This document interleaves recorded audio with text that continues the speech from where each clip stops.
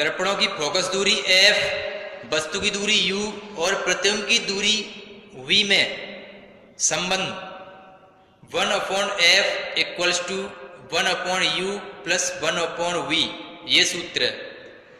यहाँ ध्यान देने योग्य बात यह है कि जो भी दूरी होती है वो दर्पण के ध्रुव से नापी जाती है, चाहे वो फोकस दूरी हो, चाहे दर्पण के ध्रुव से वस्तु की दूरी, चाहे प्रतिबिंब की दूरी, ये सभी दूरियां हमेशा ही ध्रुव से नापी जाएंगी। अवतल दर्पण की फोकस दूरी ऋणात्मक होती है और उत्तल दर्पण की फोकस दूरी हमेशा धनात्मक होती है। वस्तु की दूरी u हमेशा ही, चाहे कोई सा दर्पण लिया जाए, ऋणात्मक होती है। उत्तल दर्पण के लिए v हमेशा धनात्मक होती है, क्योंकि उत्तल दर्पण द्वारा बना प्रतिबिंब हमेशा दर्पण के पीछे बनता है। लेकिन अवतल दर्पण के लिए वस्तु की दूरी ऋणात्मक होती है। जब वस्तु का प्रतिबिंब दर्पण के पीछे आभासी बनता है तब अवतल दर्पण के लिए v धनात्मक होता है। आंकिक प्रश्न को हल करते समय एक बात ध्यान रखनी है कि जिस राशि को ज्ञात करना है, चाहे वो f हो, चाहे u, चाहे v, उसका चिन्ह नहीं लगाते हैं। हमें भले ही पता है कि u ऋणात्मक होती है, लेकिन जब हम आंकिक प्रश्नों को हल करेंगे और u हमें ज्ञात करना है तो हम u का चिन्ह नहीं लगाएंगे। अब रेखीय आवर्धन, किसी वस्तु के प्रतिबिंब की लंबाई और उस वस्तु की लंबाई के अनुपात को रेखीय आवर्धन कहते हैं। इसे स्मॉल m से प्रदर्शित करते हैं।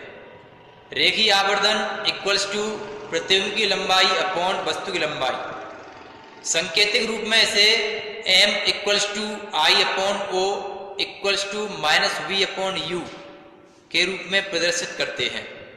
यहाँ ध्यान देने योग्य बात यह है कि जब भी आभासी प्रतिबिंब बनेगा तो रेखीय आवर्धन m का चिन्ह धनात्मक होगा, और अगर प्रतिबिंब वास्तविक बनेगा तो m का चिन्ह ऋणात्मक होगा।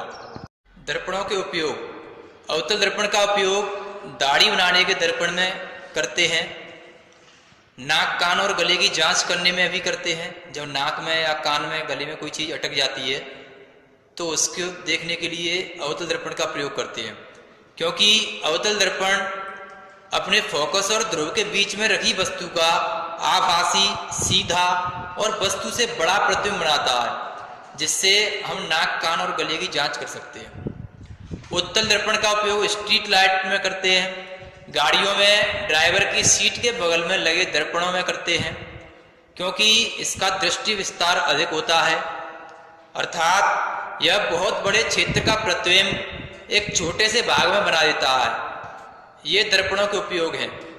एक बात और ध्यान रखनी है, इनके अलावा एक समतल दर्पण भी होता है जो वस्तु का हमेशा वास्तविक, उल्टा और वस्तु के समान आकार का प्रतिबिंब बनाता है। समतल दर्पण की फोकस दूरी 1 होती है।